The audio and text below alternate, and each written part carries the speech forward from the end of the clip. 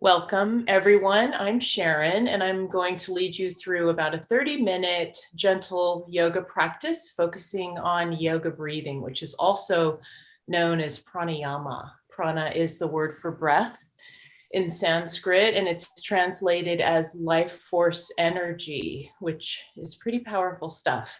So let's connect with our prana. Let's come onto actually, let's do this.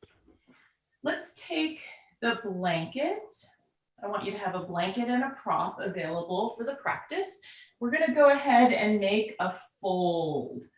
So you can see that the thickness of this is about 2 inches.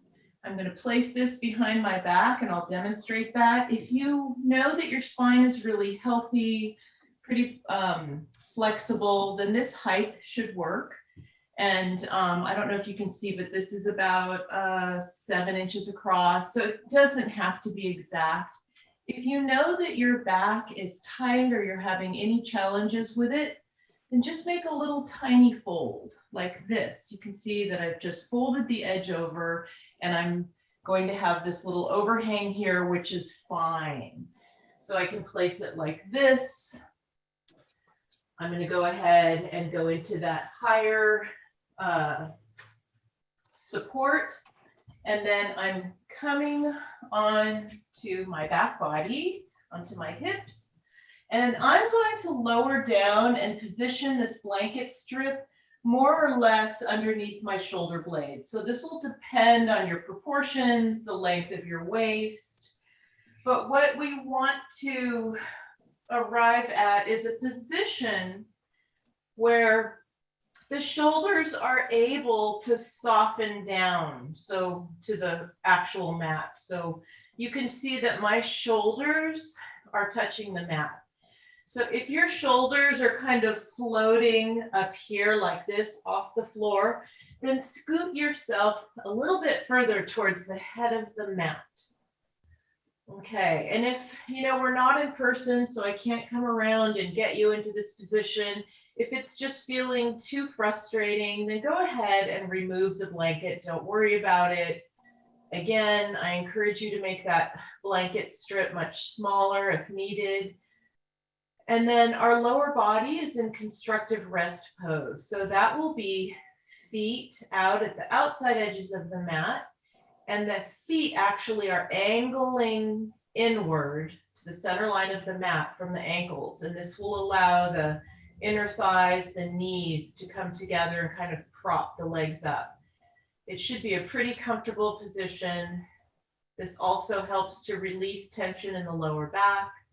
And you should feel just a nice, gentle opening in front of the heart center here, opening up. Hi, Iris.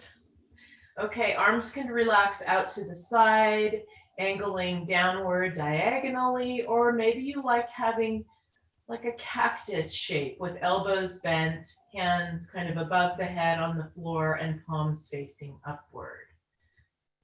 So here we are, and we're really opening up around the heart center, the front of the rib cage, creating more space here for the breath to expand. So I just want you to bring your focus to your breathing. Maybe this is the first time all day that you've done that. And let's try to slow our breathing down. So really slow down the inhale and slow the exhale down. And you're fine breathing out the mouth or out the nostrils, but we'll inhale through the nostrils, slowly, softly, and then exhale out. So that little blanket strip should not be causing pain or discomfort. If it is, simply remove it or make the strip smaller. But I'm hoping that you're feeling this nice kind of gentle, supported little back bend that we've created here. And so I just would ask you to continue with these soft, slow breath cycles. And you'll notice that as you slow the breath, it naturally begins to deepen. So this is really our breath in yoga does not need to be really aggressive.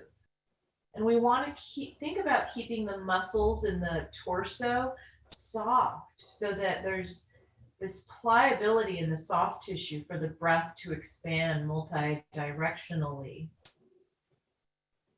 And I also like to think of the breath as having a watery quality to it. So that really, it helps me. I know it helps a lot of people to think about that breath originating at the respiratory diaphragm here below the rib cage, right below, and then the breath actually kind of oscillates outward from that center, moving multi-directionally, laterally out towards the side ribs. And really let the belly soften and expand. So imagine that breath flooding down to the lower belly, the lower back, even imagining that it's moving down towards the pelvic floor, the hips. So you'll start to notice subtle little movement in the body responding to that expansion on the inhale, and then that slight, almost like a compression on the exhale or a softening of the body. So we'll take a few more breaths like that. And I want you to also feel how the blanket strip on the back body is applying just some slight or creating some slight pressure around the back body, around the back of the lungs. And so this necessitates the breath to move in other areas so that you can complete that nice full breath.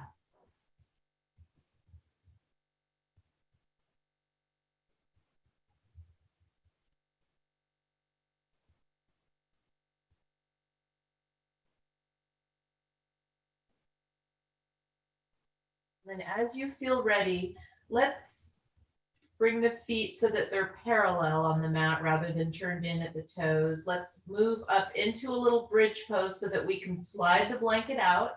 So you'll take an inhale. On an exhale, press through your feet, lift your hips and your back just enough so you can slide that blanket out and just place it off to the side somewhere and come back into constructive rest pose here. So the feet are out to the edges of the mat, turning inward, knees, inner thighs resting against each other. Let's place our hands on our lower belly. And I want you to really feel where that blanket strip was and just notice the sensation. So maybe there's some coolness as the back body meets the mat. And you may feel that there's more spaciousness there, more expansion in that inner landscape of the body for the breath to really billow and move like waves, or just that voluminous quality of water.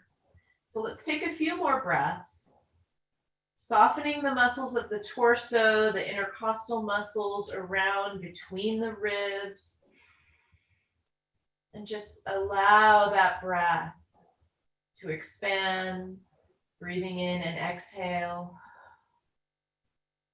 So while you're enjoying this, I'll speak to you a bit more about breath. So you may be wondering, why are we spending so much time on the breathing? But really, it's the key component to a yoga practice. In fact, in yoga, there are 8 limbs to the practice. Only one of them is the physical practice, which is kind of surprising to a lot of people here in the West, the Western part of the world, not the Western part of the country. And there's one branch, one limb of yoga devoted entirely to breath practices. And so the breath is something that, as we learn to use it on the mat in our yoga practice, we're able to learn to regulate and modulate our nervous system. So we're moving from the sympathetic nervous system within the autonomic nervous system, which is the kind of fight or flight, more vigilant, list making, get it done mode. And we're able to learn how to turn on that relaxation response in the body, and which is governed by the parasympathetic nervous system. And when we can bring ourselves into that mode, the body is able to stay calm, and just more restorative processes in the body can function.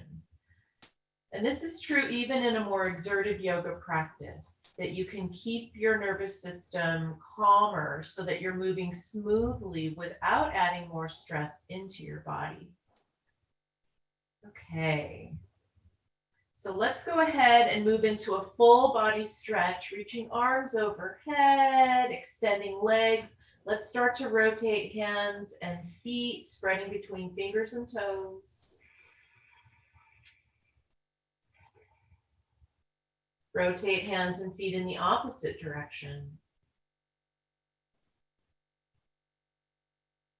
And then let's bend the knees, pick up our feet, wrap hands around fronts of shins or backs of thighs. Start to rock from side to side and slightly separating the legs so that we're not straining the lower back at all. Maybe allowing the legs to tip all the way over to the mat, to the floor on one side, and then the same on the other. So the weight of our body creates a nice little massaging effect on the back body. And then let's tip all the way over to one side. Take a full breath here. So learning how to transition mindfully is a big part of our practice. So rather than jumping up, let's take this nice full breath, and then with your top arm, top hand, press down into the floor, press down with the other hand, coming all the way up. And I want to show you another option for learning to utilize the breath, especially bringing it into the back body. So I'm going to show you two options here. So one is a child's pose with legs together, and one is coming all the way on the front body in crocodile pose. So I'm going to show you both of them. So if you're coming into this child's pose with the legs together, to me, this pose isn't for everyone. Not everyone's body will do this, and that's not wrong or bad. That's just the difference in our anatomy. So I'm coming all the way down, and I want to create some length in my spine. So my legs are together. I'm inhaling, keeping that length, and exhaling, coming all the way down. So this might not feel good in your knees. And if that's the case, don't even try this and just wait until I show you the second option. So from here, we'll bring the arms alongside the body and just let the head lower. So your hips may or may not reach to the heels. So today, mine aren't. You also, and that's fine, it doesn't matter. You also might want to place a block underneath your forehead. So that might feel better. But what I want to point out about this pose is that it creates, gravity works through the back body, through the spine, and creates a really nice tugging effect. And since my thighs are providing or creating pressure on my front body, my breath has no option but to expand into the back of my lungs and down to the lower region of the lungs, which generally we don't utilize. Normally we're breathing out of the tops of our lungs and in a shallow way, which can create some stress. So the weight of my arms are tugging out of my shoulders. So I'm just going to take maybe one or two more breaths. I'll show you the second option. And so you'll really feel in that pose that the breath expands and actually massages the soft tissue, the fascia in the back body, the kidneys. So the other option, which is really nice, is to come all the way down on the front body, separating the legs. You'll have a slight external rotation through the thigh bones so that your feet are resting kind of on the inner arch area. And then you could stack both hands, palms down, with your forehead resting on the back of your hands. So you're getting a similar effect here without the weight of your body on your knee joints. So if you're in this crocodile pose, let's take a few breaths here. And you'll notice again, you have pressure on the front body. which allows for more utilization of the back body expansion for breathing. So let's all just, whatever position we're in, take maybe 5 slow breaths.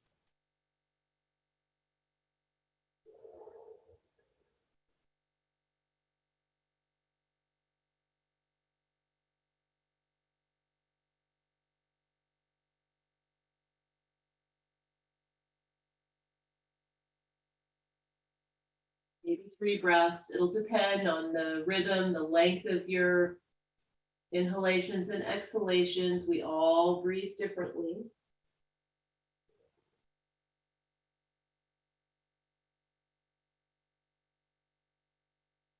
And then as you finish up, let's all come into table pose on hands and knees. Let's do some cow and cat movements. So hands should be shoulder width or wider apart, knees hip width or wider. So I like to keep my hands and my knees wider and do a more circular cow cat. So starting out, inhale into cow, lifting from the back of the skull, tailbone tilts up, belly drops. And exhale, rounding the spine into cat. So relax your neck, let the weight of your head tug down, traction the neck. And let's continue, inhale all the way. And exhale all the way out to the end of that breath. Start to add a little circular motion. So inhale into cow. Exhale, cat, and start to lower your hips to the right heel, then circle over to the left heel, then come up. So you're making a big circle with your body. Inhale up into cow, exhale, cat, making that circle over to the right. Right heel, left heel coming up, and then let's just repeat that, moving in the opposite direction.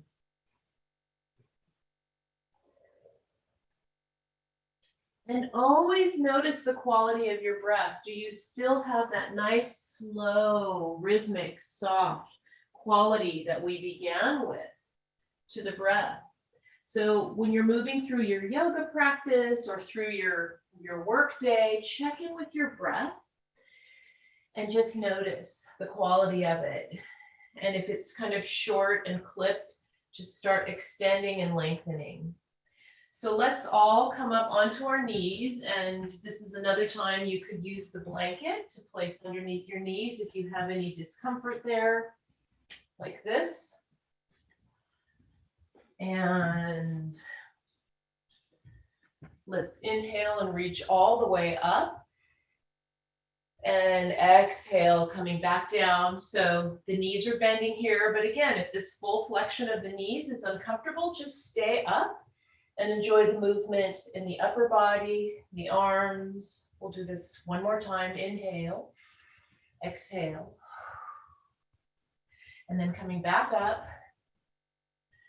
And then let's place a hand on the belly and a hand on the heart. So this is one of my favorite positionings of hands on the body to kind of check in with my breathing, whether I'm here on my knees, whether I'm seated or standing in mountain pose.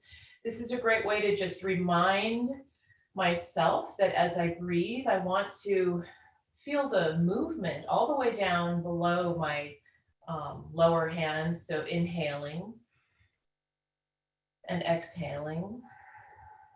So you'll notice, maybe on your own self, but with me, as I inhale and the body expands, my hands move slightly away from each other.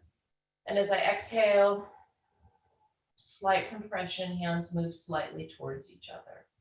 So we want to keep softness in the back body, the front body, rather than moving into like an artificial kind of overarching, which contracts the muscles of the back and kind of diminishes the space that the breath has to fully expand. Okay, so from here, we're going to move into a gate pose. So let's start to shift our weight to the left knee and bring our right foot out to the side. And if this causes your right hip to move up so that you have this asymmetry, Then try bringing your foot a little further forward, and that should allow for that hip to drop down. Okay, so we're connecting with breath. That's the foundation of any movement. And then let's bring our arms out to the side. On an inhale, lengthening the spine. On an exhale, softening over as you bring the spine laterally towards the right. So the left arm could be all the way up.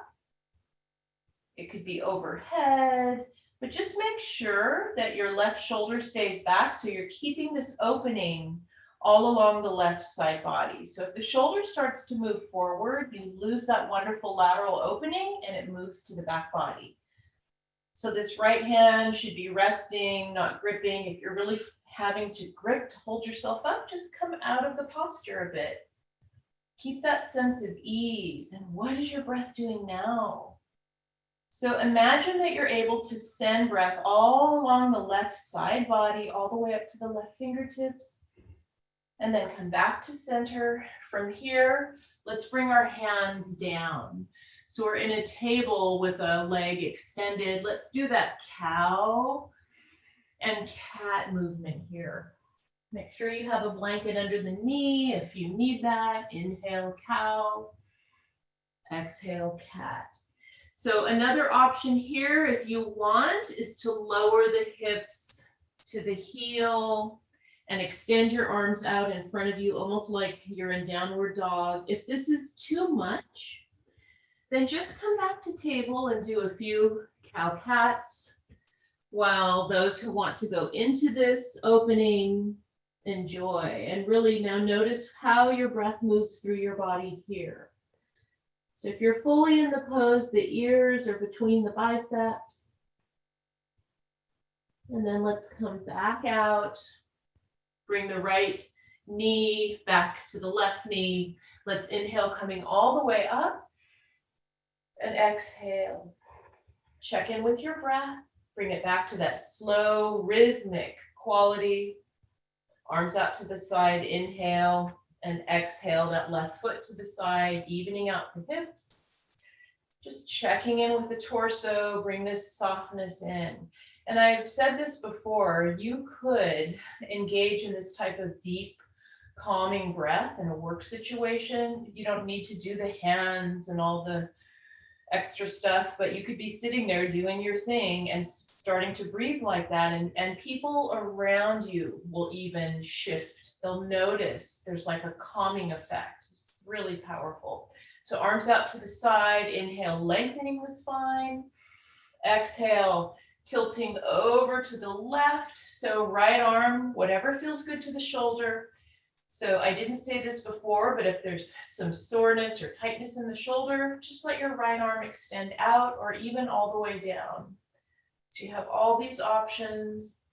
Take a few breaths, opening up the right side body, creating all this extra space for respiration. Inhale, come back, coming into this funky lopsided table, moving through cow-cat. And hands are at least shoulder width apart. So if hands are too close together, then we really don't have enough space around the shoulders. Option to lower the hips down to that right heel. And really press through the palms of your hands. You'll feel a nice tractioning of the upper arm bones and out of the shoulders. Ears between the biceps. Take a full breath here. Same slow, rhythmic, healing, calming, nourishing breath. Coming back up. Let's bring that left knee to the right. And then from here, if you have downward dog in your practice, go ahead and come into your downward dog. If you aren't doing downward dog these days, you can come into a half dog, which would be on the knees, hips over the knees, arms extended. You have that same wonderful opening across the back body. So your choice. But I want you to really tune in now and notice the quality of your breath. Are you able to replicate that same breathing that we started out in? lying on our backs. So that's a really good indicator. If your breath is speeding up or getting kind of panicky, you just need to kind of down level the pose. It really doesn't matter technically what's happening in the pose in terms of how advanced. What really counts in a more mindful, thoughtful, even advanced practice is your ability to connect with breath and modify to meet yourself on the mat exactly how you've arrived. Okay, so from here, you can bend your knees and start to step forward to the top of the mat. So I'm going to turn to face you. So bring your feet hip width apart, start to bend the knees, hands on the thighs, using the strength of your legs. Start to lift up as you kind of tilt through the hips, arms coming all the way up, and exhale. Okay, mountain pose. You know, we just have a few more minutes, but I did want to share this with you. So again, hand on belly, hand on heart, grounding through the feet. These are just basic foundational concepts of a yoga practice. So your feet could be completely together or hip width apart or something in between. It's up to you. So for me, I like my feet about hip width apart. So before I start any sequence or practice in yoga, I like to ensure that I'm rooted down foundationally into the earth. And also anatomically, I like to know that I'm building my physical foundation. And then the softness through the torso, chin towards the throat, lifting from the crown of the head. See if you can really expand that inhale into the back body. And exhale, keep the shoulders soft. Let's take a couple breaths here.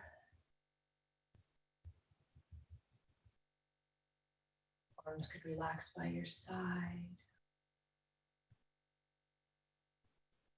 And then let's come down onto our back body. I know that we didn't move that much. I told you that would be the case. I really wanted to focus on the components of basic breathing, but come into any comfortable Shavasana position, final relaxation pose. You could come back into constructive rest. If you have props at home and you have something like a bolster or a pillow, it's nice to place that underneath the thighs. By elevating the thigh bones a bit, it helps to release the lower back. And so coming into this final relaxation pose, again, checking in with the breath. Is it soft, smoothly flowing like a stream of fresh water? And so as you relax for these last few minutes of your practice, being less intentional about doing things to the breath and just let the breath now move through you organically, naturally. Let yourself follow the rhythm of the breath. Almost like you're riding the waves in the ocean.